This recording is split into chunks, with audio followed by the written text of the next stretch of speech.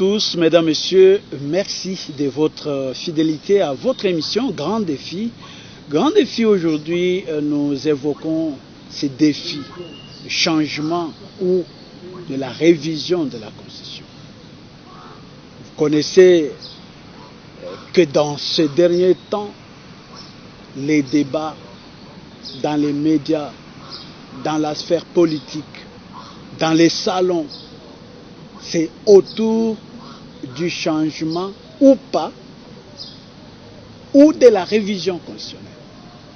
Il y a un camp qui soutient qu'il faut à tout prix changer la Constitution. Un autre camp qui soutient qu'il faut ne pas changer la Constitution, qu'il ne faut pas toucher à la Constitution. Et un troisième camp vient lui dire il faut réviser la Constitution et non changer la Constitution. Alors, nous allons en parler dans cette émission pour vous faire voir, vous nos téléspectateurs, quelles sont les idées qui sortent. Pourquoi il faut changer la Constitution? Pourquoi on craint qu'on ne change pas la Constitution?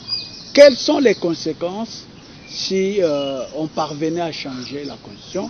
Quelles sont les conséquences si on révise la Constitution? Et quelles sont aussi les conséquences si on ne touche pas à la Constitution, si on ne révise pas la Constitution? Voilà autant. Et qu'est-ce qu'il faudra faire?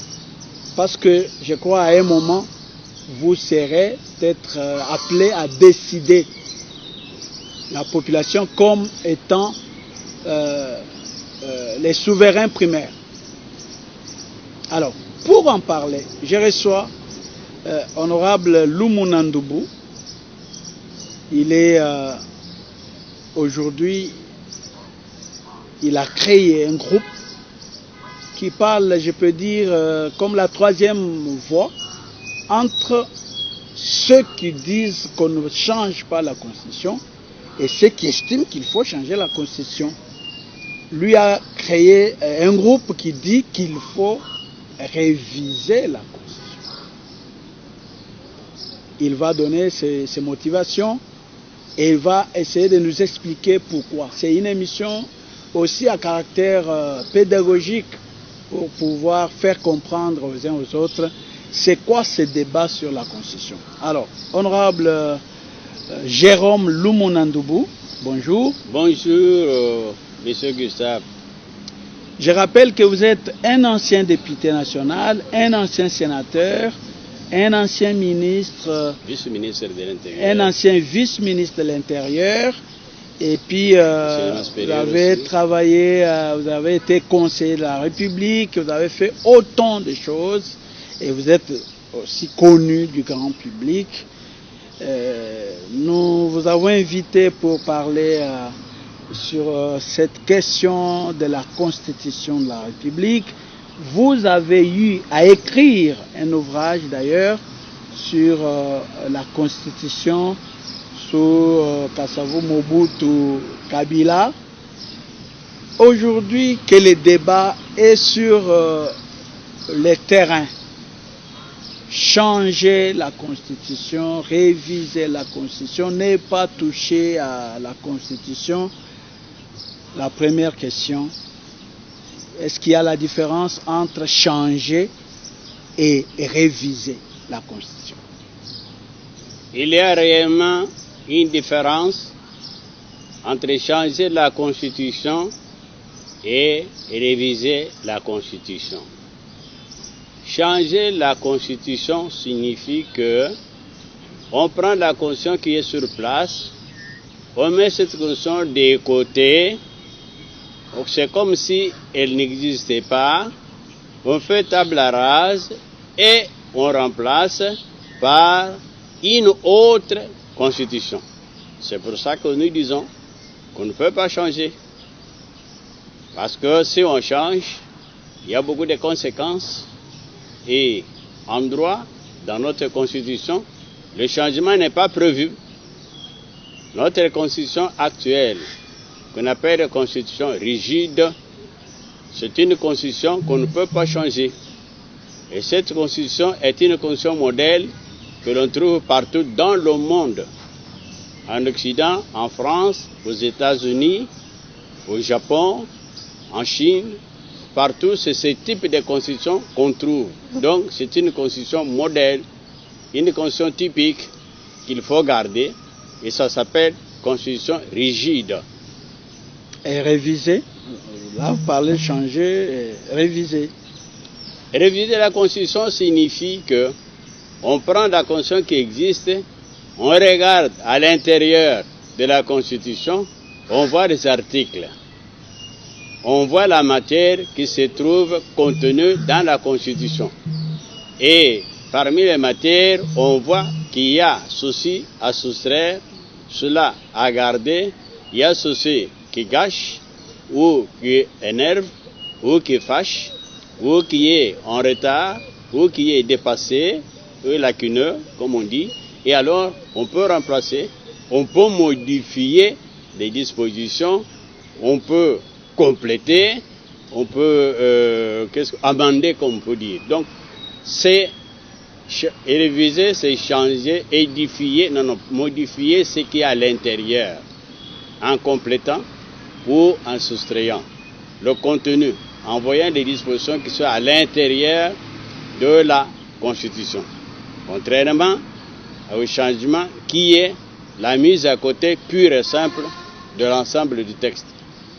Et donc, et pourquoi vous avez opté pour la révision et non pour les changements? Qu'est-ce que vous craignez lorsque l'on veut changer la Constitution?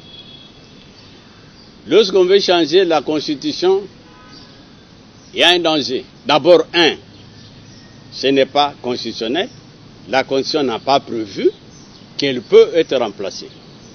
Dans tous les pays du monde, et partout, je viens de le dire, il n'y a qu'une seule et même Constitution. On n'a pas autant de constitutions qu'il y a des chefs d'État qui passent. On n'a pas autant de constitutions qu'il y a des régimes qui passent. Il y a la Constitution, elle est unique, elle est permanente, elle est définitive et elle est finale. Elle appartient au pays, elle n'est qu'une. Donc il n'y a pas plusieurs constitutions. Donc il n'y a pas une constitution pour un régime, une constitution pour un chef d'État, une constitution, je ne sais pas pour qui. Un pays, une constitution. Donc on ne peut pas changer parce qu'il y a une seule constitution. Et si on change, voici les inconvénients. À ce moment-là, lorsque la Constitution ne prévoit pas cela, d'abord, on est en dehors de la légalité. On est en dehors de la légalité parce qu'on fait ce qui n'a pas été prévu par la Constitution elle-même. De plus, changer de Constitution, comme je dis, c'est faire table rase de ce qui existe. C'est pas impossible, on parvient à changer. Cela signifie que tout le travail, tout ce qui a été fait depuis que le pays a accédé à l'indépendance, jusqu'à présent, on met tout ça de côté et on commence à mettre autre chose à la place. Ce qui met le pays dans une insécurité, on met le pays dans l'instabilité. Mais comment, quand on change la Constitution, vous parlez d'instabilité, vous parlez d'insécurité, honorable Léonard. On change la Constitution et vous parlez d'instabilité, d'insécurité. Qui va insécuriser qui et pourquoi? Parce que quand on change, comme vous dites, vous ne dites pas qu'on on abandonne la troisième République, on entre. Ça, je n'ai pas suivi.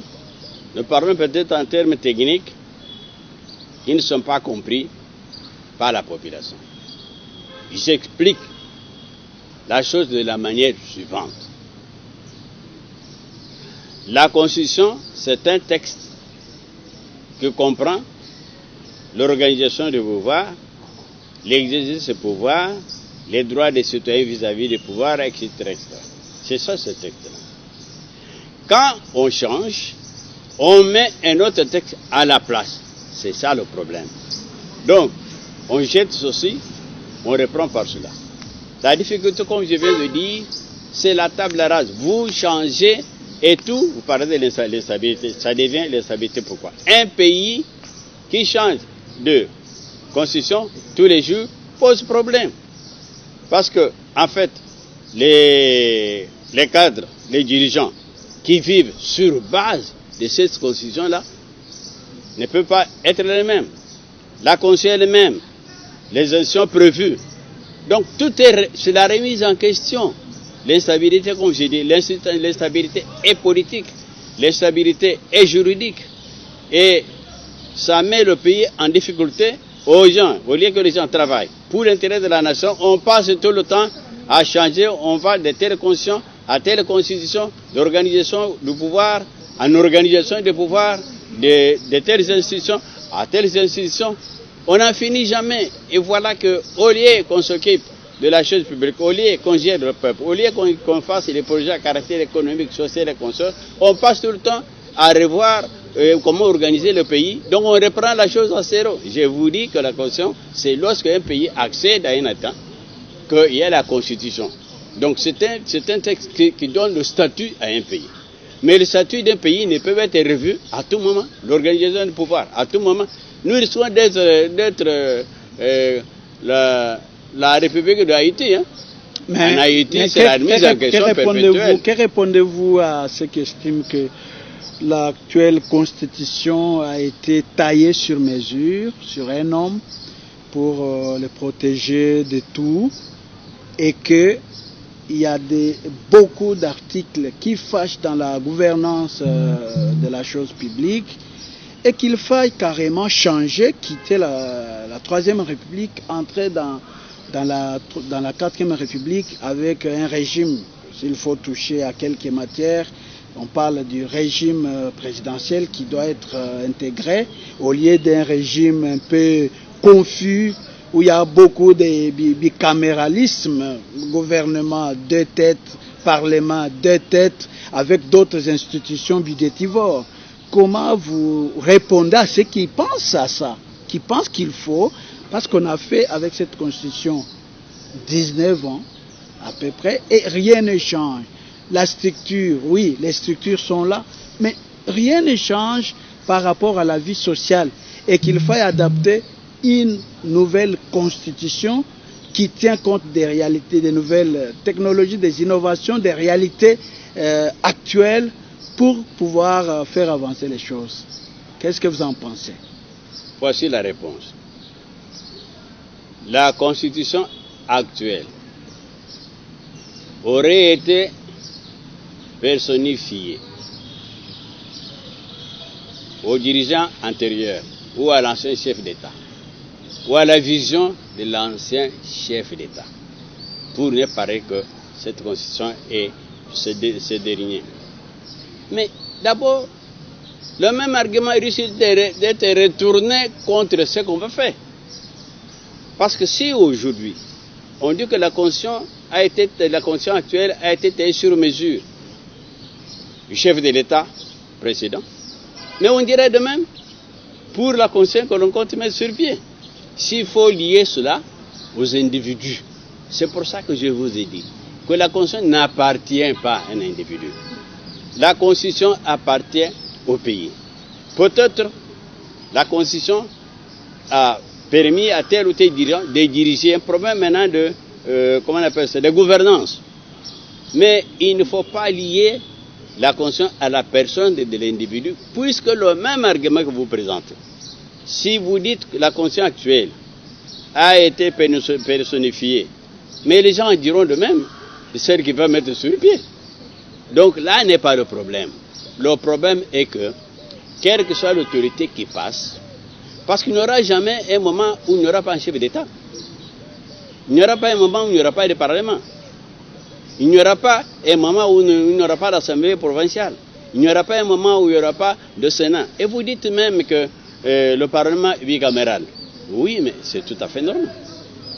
Puisque des types de parlements qui existent dans le monde, il y a le parlement bicaméral ou parlement monocaméral. Donc, une seule chambre ou deux. Mais partout dans le monde, c'est deux chambres. Dès lors que nous avons une constitution qui prévoit deux chambres, mais en quoi cela peut constituer un péché? De plus, la deuxième chambre, le Sénat, c'est le principe des doubles degrés de juridiction. C'est démocratique. Ça permet d'examiner ce que la première chambre a fait pour perfectionner vos besoins. Et le système, parti, je sais qu'on va voir peut-être le régime monocaméral, le régime monocaméral pose problème. Parce que quand vous avez une seule chambre, mais à supposer qu'il y ait erreur quelque part, mais on ne va jamais corriger. On ne va jamais corriger. Et là, vous pensez que les pays qui ont une seule chambre commettent toujours des erreurs. Mais dans tous les cas parce que c'est le même travail. Et on estime que, parce que les frais, les budgets consacrés à ces institutions coûtent cher à la place du peuple. Et on pense, pour ceux qui estiment qu'il faut changer la Constitution, il se limite au niveau d'abord du régime. On doit basculer vers le régime présidentiel pour donner au président de la République toutes les marges de manœuvre, pour avoir un gouvernement dans les temps, et puis il y a d'autres qui pensent qu'on ne peut pas avoir une constitution où la superficie du pays n'est pas mentionnée dedans. On ne peut pas avoir des articles avec le fonctionnement actuel.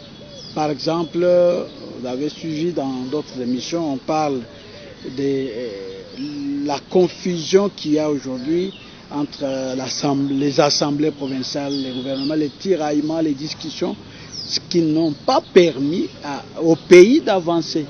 Et donc, pour les tenants du changement de la Constitution, et ils pensent qu'il faut carrément changer, même s'il y a d'autres articles qui pourront rester sans être touchés, mais il faut parler du changement, il faut toucher au mandat du chef de l'État, parce qu'on remarque par exemple que dans 5 ans, les chefs de l'État dans notre pays qui est encore sous-développé, dans 5 ans il ne fait rien.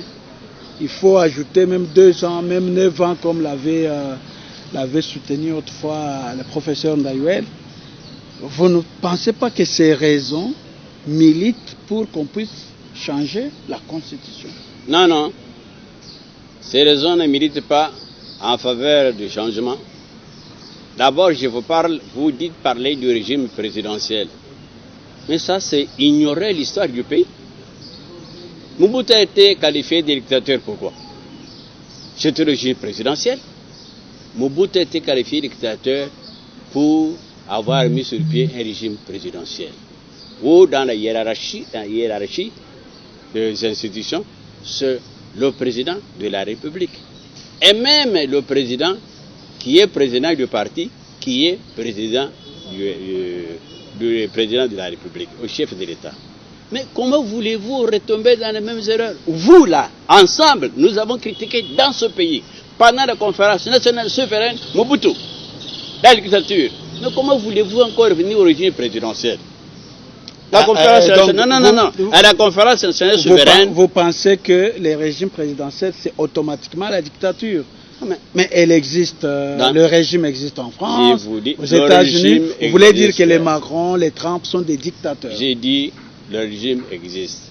Il y a le régime présidentiel, le régime parlementaire et le régime parlementaire rationalisé ou semi-présidentiel. Dans ce pays, nous avons le régime semi-présidentiel, où le chef de l'État n'est pas un figurant. Il joue un rôle. Où il y a séparation du pouvoir. Où le Premier ministre ou le gouvernement joue un rôle. Le pouvoir exécutif, chapeauté par le président de la République de l'État, et avec le Premier ministre. Nous avons le Parlement avec 2 chambres. Donc, il y a ce qu'on appelle la séparation du pouvoir et il y a l'équilibre du pouvoir. Le pouvoir exécutif et le pouvoir législatif et le pouvoir judiciaire, il y a équilibre entre les pouvoirs. Donc, comme disait Montesquieu, le pouvoir limite le pouvoir. Mais nous venons, vous parlez de le pouvoir limite le pouvoir, mais c'est là qu'il y a beaucoup de confusion. Non. Il y a beaucoup de confusion lorsque le président prend une ordonnance Et on dit qu'il faut le contre-instinct de la première ministre. Et vous avez vu avec Ilunkamba, le président révoque, Ilunkamba refuse de contresigner. Et donc, ça crée des problèmes. Le président qui est élu au suffrage universel et le premier ministre qui a été nommé, vous n'avez pas trouvé qu'il y a raison pour ceux qui tiennent qu'il faut changer non, tout ça? Ça, c'est le problème des individus. Ce n'est pas le mal du système. C'est le problème des individus pour des règlements de comptes. Comment ça? Et non, rappelez-moi. Si vous vous rappelez l'origine, quel était le problème qui s'était posé? Le problème qui s'est posé, c'est que le président de la République a gagné les élections, mais il n'a pas eu la majorité au Parlement. Force a été pour lui de créer un gouvernement, une coalition avec FCC. Or, dans les coalitions, il était dissocié. Le camp Kabila disait, vous allez passer au pouvoir, après ce mandat, c'est le camp Kabila qui va reprendre. Deuxièmement, Monsieur le Président, vous n'allez pas poursuivre le camp du président Kabila avec ses hommes pour les crimes à caractère économique, et même humain. Donc, pour tout ce qu'on aurait commis comme crime, vous n'allez pas nous poursuivre. Si on a des difficultés aujourd'hui, c'est lié à ça. C'est lié à ça parce qu'il y a une convention pour dire aujourd'hui c'est mon tour, demain c'est votre tour. C'est ça le problème. Oui, mais c'est ça le problème. Mais ça c'est une autre paire de manches. Oui. Mais si nous revenons dans la structure de la Constitution, oui. Il y a le président élu au suffrage universel qui doit partager son pouvoir avec le Premier ministre. Ça ne se fait pas. Mais c'est ainsi qu'il y a blocage lorsqu'il faut que le président, par exemple, prenne une décision. Il voit que ce n'est pas peut-être lui, c'est le Premier ministre, et le Premier ministre qui ne s'exécute pas, par exemple, et les comptes sont rendus à la population par le président de la République. Les gens voient le président. Si vous voyez aller dans la cité Tshisekedi, alors que si nous suivons la structure de la Constitution, c'est la première ministre qui devait faire objet des réclamations, des revendications. Il y a un problème dont il faut apporter la lumière. Le président de la République, il est le chef de l'État, celui qui représente la nation.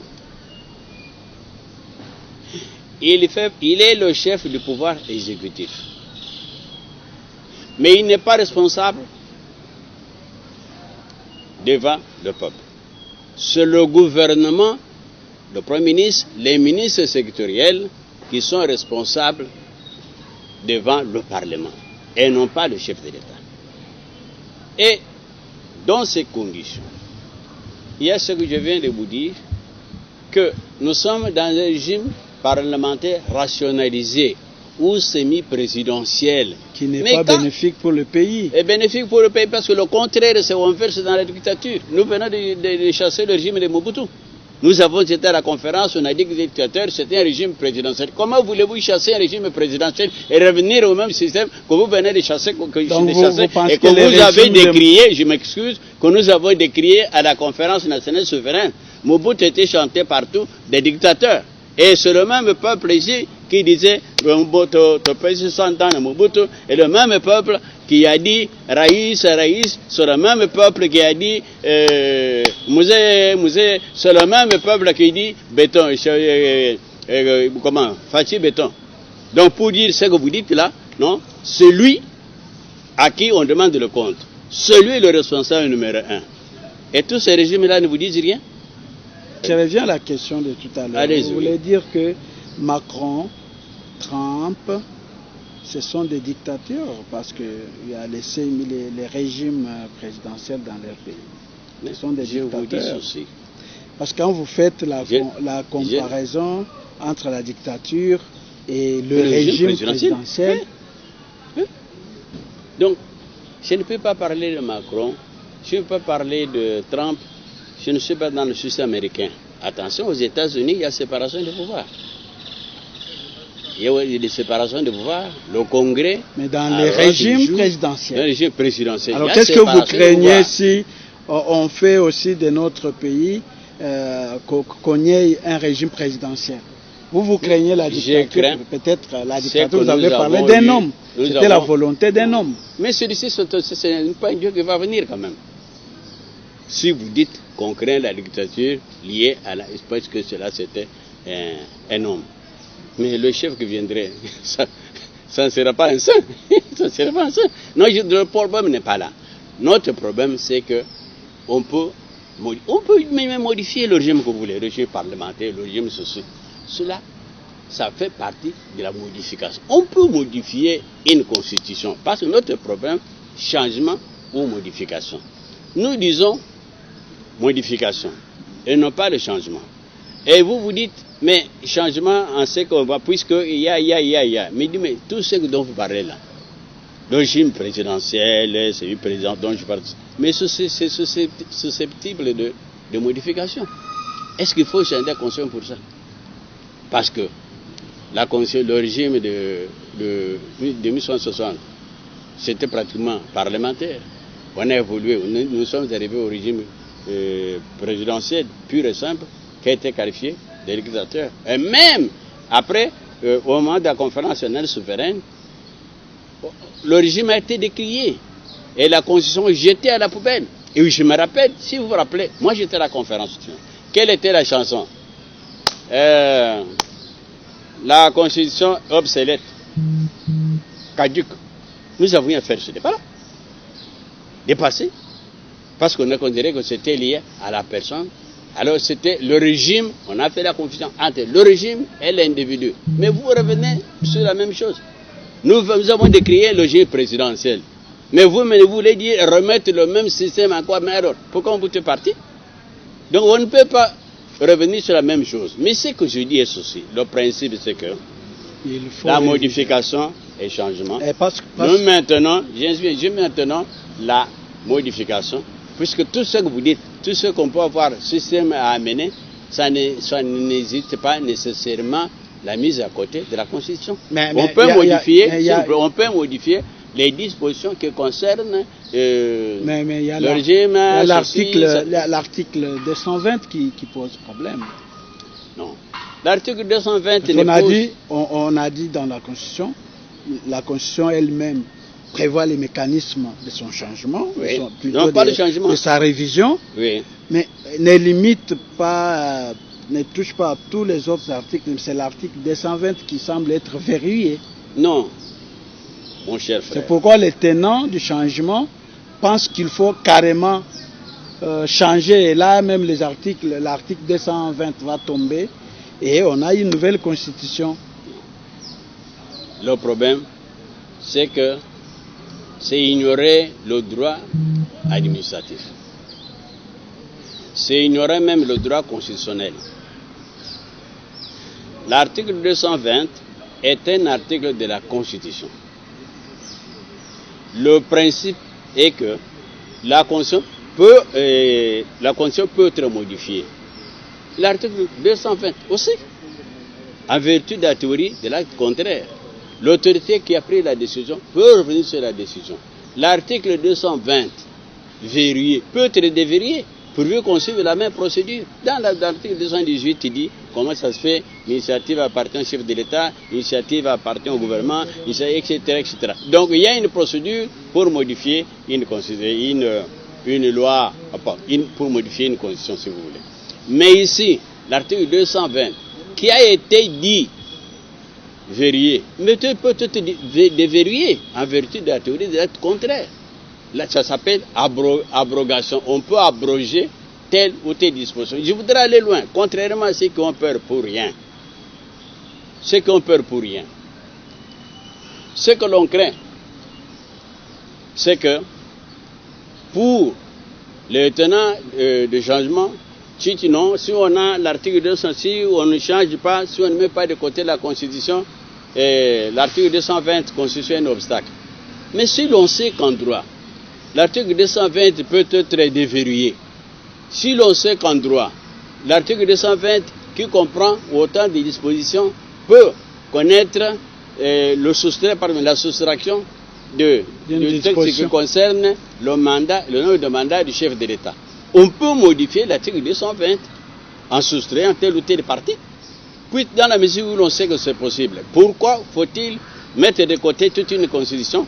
Parce que vous pensez que l'article 220 ne peut pas être touché. Alors que juridiquement, l'article 220 peut être touché, peut être modifié en vertu de l'acte contraire que je viens de décrire. Donc l'article 220 qui est verrouillé, l'article 220 peut être déverrouillé.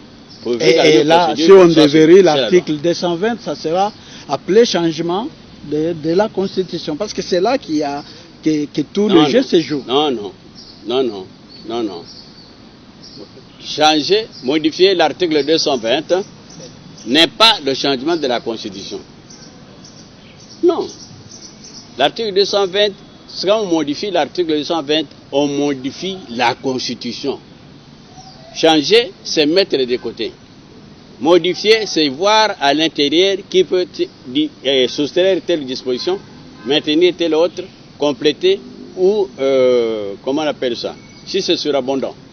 Si c'est donc le changement, c'est mettre de côté. Alors jusqu'où, honorable Lumuna, oui. Jusqu'où peut-on aller dans une révision?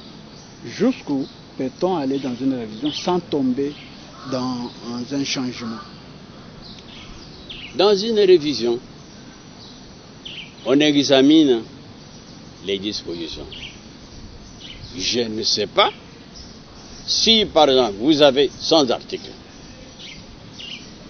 Vous pouvez faire tout ce que vous voulez. Vous allez tomber dans le changement si vous mettez tout de côté. Mais si vous modifiez des articles qui sont trouvés à l'intérieur de la Constitution, vous avez modifié et vous n'avez pas changé.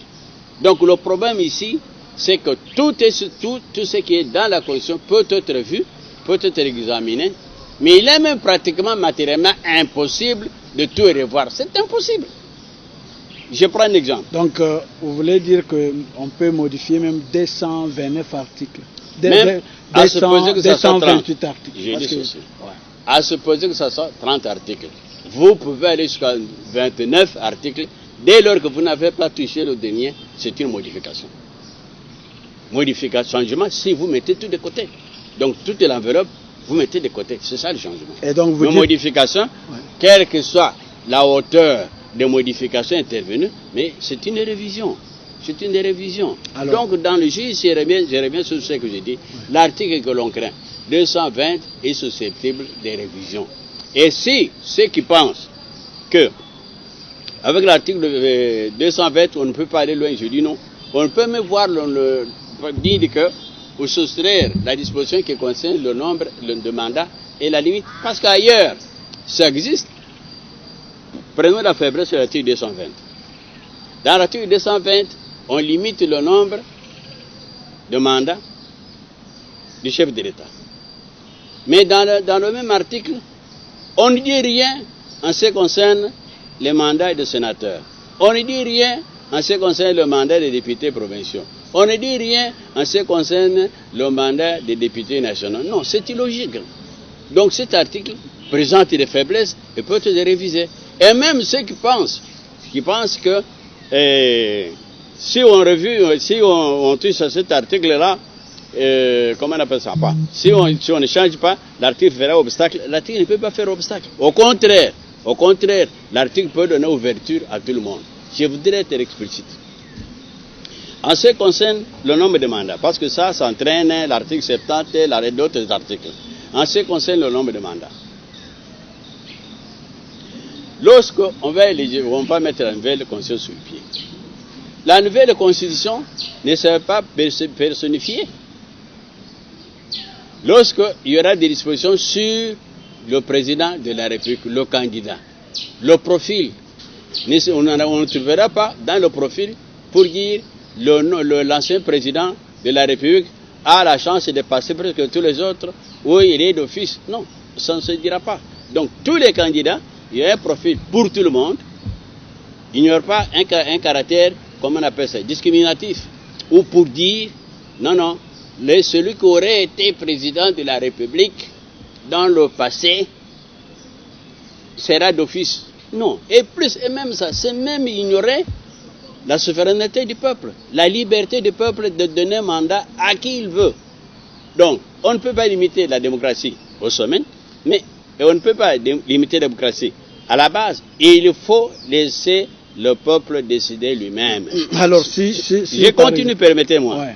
Au sujet du nombre de mandats, vous avez Brazzaville ici, vous avez Cameroun, Paul Biya, vous avez le Rwanda, vous avez même Poutine, tous ces gens-là. Quand on a le nombre de mandats est illimité. D'ailleurs, Congo Brazzaville, c'est tout le temps qu'on a le référendum. Non, c'est-à-dire qu'il faut laisser le peuple libre pour élire qui il veut. Ça peut être un nouveau candidat, président de la République, s'il s'agit de cela. Ça peut être un ancien président de la République qui mérite la confiance du peuple. D'ailleurs, je sais que le président de l'a dit lui-même, on laisse le peuple décider. Mais le peuple va décider, si on revoit l'article 220 aussi, même s'il y a le nombre de mandats, mais il n'est pas assuré que c'est l'ancien président qui va passer, que ce sera en sa faveur ou en sa défaveur. Le malheur ici, c'est de réglementer, constituer en ayant les photos devant. Par exemple, les gens disent, le président Tshisekedi va avoir un troisième mandat. Où est-ce qu'ils ont trouvé le troisième mandat? C'est écrit où? Si on revoit, si on modifie la Constitution, on ne parlera pas de troisième, quatrième mandat. On sait, tout le monde sera devant la future Constitution. Tout le monde sera candidat. Tout le monde sera égal à tout le monde. Le profil sera le même. Et si l'ancien président est candidat, bon, tant mieux. D'ailleurs, il part en défensive, contrairement aux autres candidats, parce qu'il y a pluralité de candidatures. Alors, donc, vous ne croyez pas que... Si, par exemple, la révision propose 2 mandats de 7 ans, 2 mandats de 7 ans au lieu de 5 ans, mais garde la limitation à 2 mandats. C'est un changement ou c'est une révision? Non, c'est une révision. C'est une révision. Mandat de 7 ans, de 5 ans à 5 ans. On a révisé, en complétant, on a augmenté le nombre de mandats.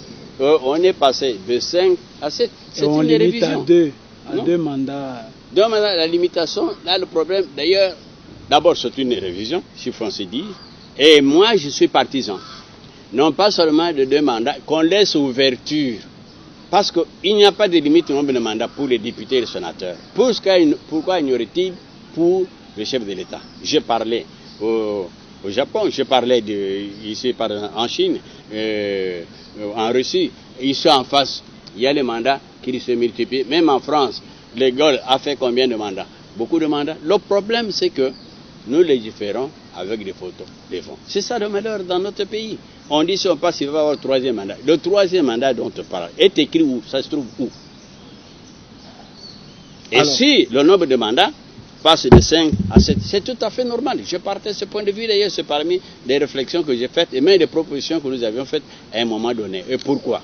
Alors, parce que quand le mandat est long, on a le temps de travailler. D'ailleurs, tout le monde apprend. La première année, tout le monde est apprenant ou apprenti. On parvient à maîtriser la chose après 2 ou 3 ans. C'est alors qu'on devient efficace. Sur le plan économique, quand vous faites 5 ans, la distance est trop courte. Donc, on passe tout le temps à préparer les nouvelles élections. Tandis que quand les élections sont espacées, l'argent peut servir à autre chose sur le plan économique, sur le plan social, au lieu qu'on soit toujours tenu à organiser les élections. Non. Alors, la Constitution actuelle a 19 ans. Vous pouvez nous citer quelques 3 articles qui nécessitent vraiment la modification ou la révision nécessaire? Je dis ceci. Les articles, moi, quoique juriste, je ne fais pas comme ça à mémoriser. tel article. Vous me demandez des articles qui réclament qu'on doit... Une révision urgente, par exemple. Une révision urgente, mais c'est celle qui nous pose problème ici. L'article 220, c'est ça qui pose problème. Parce que pour les uns, cet article doit disparaître, pour les autres, il doit être maintenu. C'est un article problématique et doit être parmi les priorités. Ce qu'on doit voir, parce que pour ceux qui veulent le changement, c'est un obstacle. Tandis que pour ceux qui veulent le maintien, ça sauve. C'est un problème. Donc, alors qu'il y a une ouverture, c'est que cet article peut être revu. Il y a d'autres articles, par exemple, en ce qui concerne les amis, on veut de l'article 217 qui concerne l'abandon de la souveraineté. Ouais. Cet article doit être revu, puisque cet article est une partie de l'article 208 de la Constitution de 1967. Cet article-là, dans la Constitution de 1967, j'ai le texte, je n'ai pas permis, on dit qu'en dehors, lorsqu'il s'agit de céder une partie du territoire, lorsqu'il s'agit d'ajouter, d'annexer une partie du territoire, on doit consulter la population concernée. Donc, l'article 217, tel qu'il se trouve là-bas, il est très incomplet. Il a été copié, malheureusement. On a laissé une grande partie qui laisse le pouvoir au référendum, qui laisse le pouvoir au peuple d'apprécier s'il faut abandonner une partie de souveraineté. Donc cet article-là, il faut nécessairement revoir. Parce que tel que c'est présent, ça signifie qu'un chef de l'État peut conclure des traités, abandonner la souveraineté, c'est-à-dire telle ou telle disposition, et c'est parti. Non, non.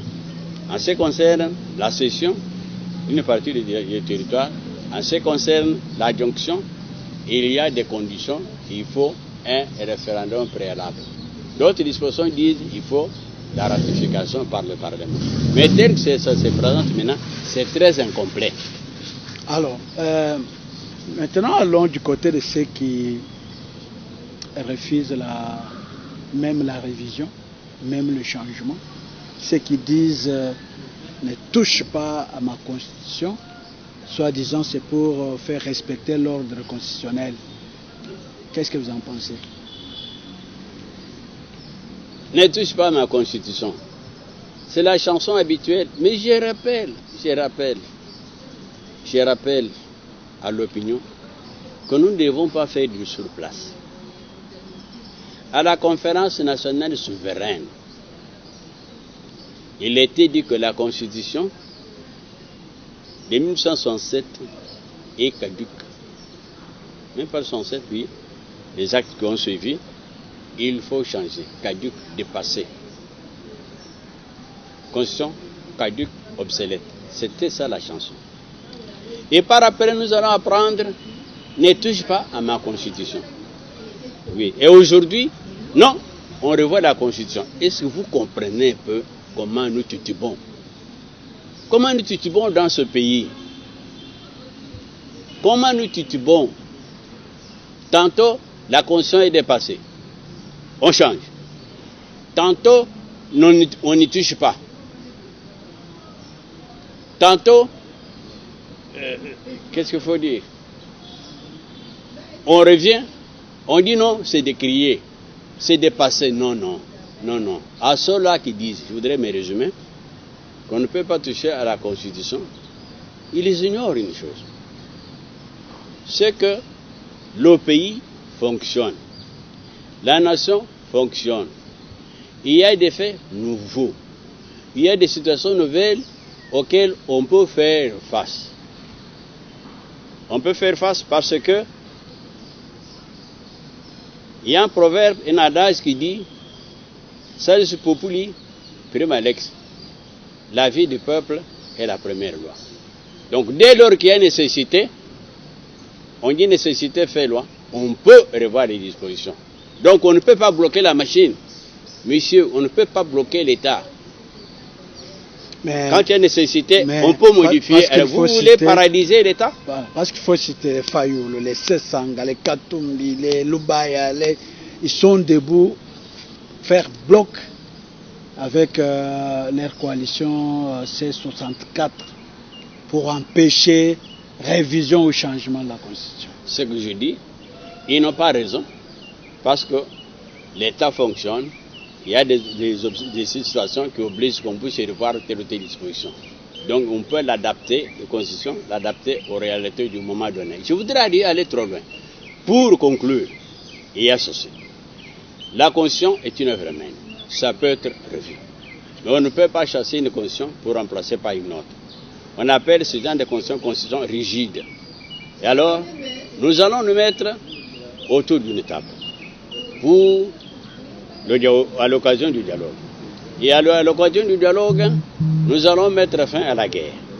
Nous allons mettre fin, puisque la guerre n'aura pas existé, on ne va pas cocher par conséquence, lever l'état de siège, qui semble être un obstacle d'après l'article 219. Donc il y a moyen de trouver une solution, nous mettre sur une table ceux qui refusent et ceux qui acceptent, et ceux qui proposent la révision autour d'un dialogue et pour examiner tout. Et autour d'un dialogue, à la fin du dialogue, on mettra fin à la guerre. Et là, vous voulez parler de quel dialogue là? Le dialogue pour mettre fin à la guerre, le dialogue pour harmoniser les vues autour de la révision constitutionnelle. Le dialogue est unique. À l'occasion du dialogue, on examine tous les problèmes. Il n'y aura pas un dialogue pour changer la constitution ou ne pas changer. Un dialogue pour mettre fin à la guerre. Non. Quand on a un dialogue, on voit l'ensemble des problèmes, parmi lesquels il y a changement. Mais le chef de l'État n'est pas dans cette idée-là du dialogue. Je crois que le chef de l'État, j'ai beaucoup de considérations pour lui, c'est sa position. Mais il y a une certaine contradiction. Quand on sait que l'accord, la résolution 2773, encourage, qu'il a signé, encourage le dialogue. Et il y a eu signature de déclaration de principes à Doha, où on a signé avec ceux-là qui ont pris les armes, ceux-là. Il y a aussi comment on appelle ça, l'accord entre notre pays et le Rwanda. Le dialogue est inclusif, le dialogue est dans le texte là-bas, l'accord est impliqué là-bas.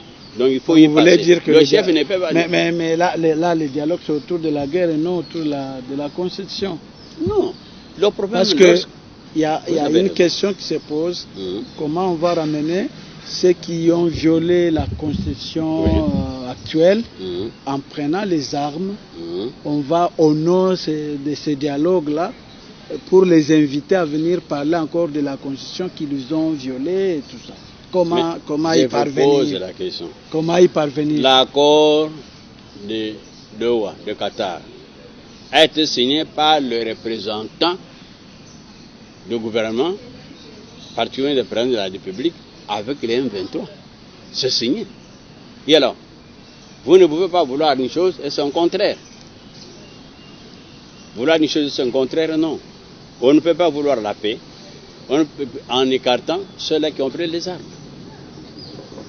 Comment vous allez écarter? Vous allez arriver à la paix. Et on ne va pas avoir plusieurs accords. Là, on tolère les violations de la Constitution.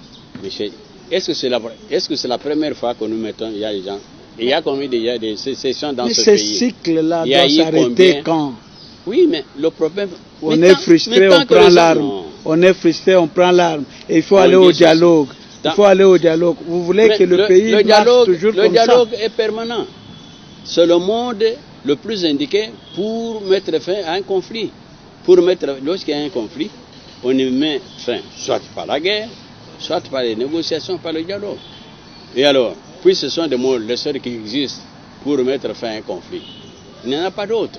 Et quand je parle de dialogue, le dialogue est inclusif, concerne l'ensemble des problèmes, dont le changement de la Constitution ou non changement de la Constitution. Mais la population craint les intérêts des uns des autres, des politiques. Ils vont au dialogue, c'est pour se partager le pouvoir et pas pour parler République. Non, ils vont parler République. On termine par là.